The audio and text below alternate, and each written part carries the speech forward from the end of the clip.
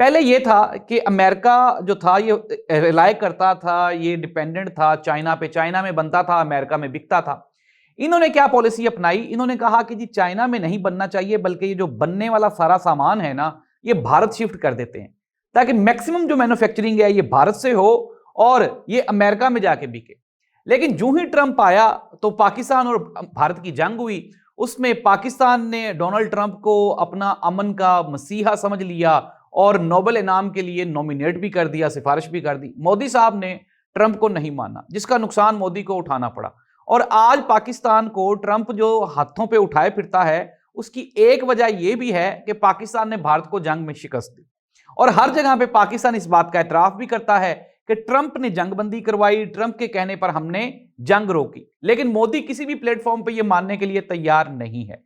और मोदी को नीचा दिखाने के लिए पाकिस्तान को बड़ी सीट पे बिठाना, ये ट्रंप की एक सियासी चाल है।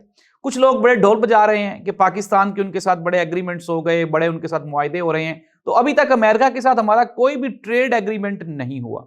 ट्रंप के साथ जो बाहमी मुलाकात है, उसमें बाहमी रवाबत बढ़ाने पे इत्तफाक हुआ और आपस के जो म्यूचुअल अंडरस्टैंडिंग्स हैं उसको मजीद मुस्तहकम करने पे ये इत्तफाक हुआ।